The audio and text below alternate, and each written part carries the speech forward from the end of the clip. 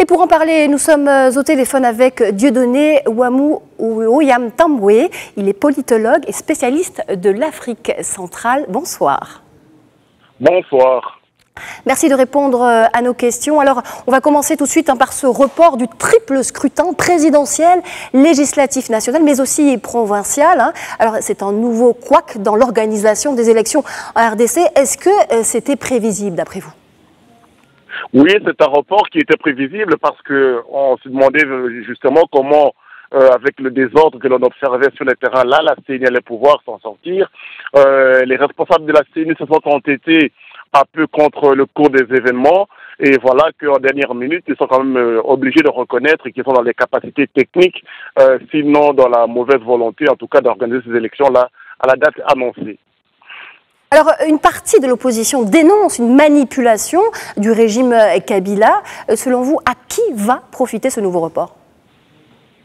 Dans l'état actuel, le report profite à ceux qui sont au pouvoir parce que tant qu'il n'y a pas d'élection, ce sont les tenants du pouvoir actuel qui restent en place.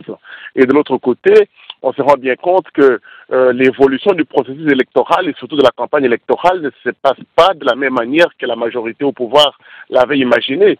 Et donc avec la montée en puissance de certains candidats de l'opposition, surtout au niveau de l'élection présidentielle, cela perturbe un peu les plans initiaux de la majorité présidentielle qui se voit obligée, en tout cas, d'adapter sa stratégie par rapport aux évolutions futures. Et donc le report annoncé participe, de mon point de vue, un peu aussi de cette volonté de vouloir gagner du temps, de vouloir gagner peut-être aussi du terrain et de pouvoir imaginer d'autres stratégies alternatives par rapport à celles qu'ils avaient initialement imaginées ou supposées mettre en place. Alors, comment va réagir la communauté internationale à présent? Cette dernière n'est pas directement partie prenante du processus électoral. Elle suit toutefois de près la situation en RDC. Elle suit de près la situation en RDC et je pense que la plupart d'acteurs de la communauté internationale suivent ces processus surtout avec inquiétude. Parce qu'on ne sait pas très bien vers où l'on va et on ne sait pas très bien non plus ce qui pourrait advenir d'un dérapage éventuel de ce processus qui est déjà très fragile. Donc je pense que dans les jours qui vont suivre, on verra, comme on dirait, certains acteurs de la communauté internationale prendre position par rapport à ce report. Et surtout, on espère que ce report n'est pas que le début d'une série de reports.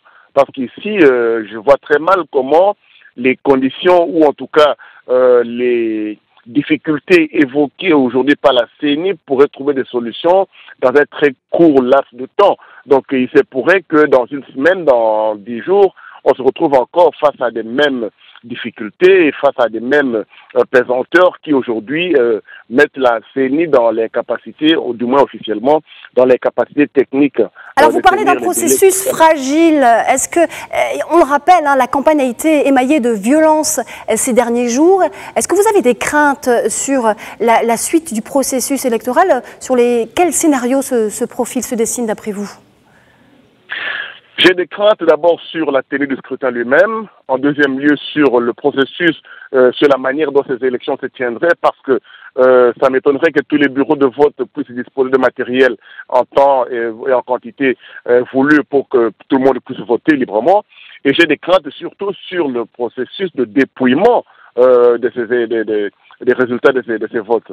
Parce que même quand bien même ces élections se tiendraient aujourd'hui, on n'est pas très sûr que les résultats qui seraient proclamés quelques jours après seraient forcément le reflet de ce qui aura été exprimé dans les urnes.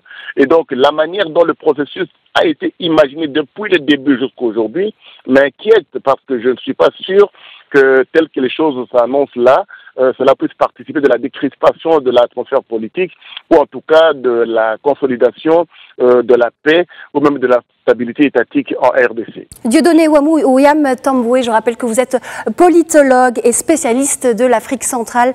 Merci pour votre éclairage.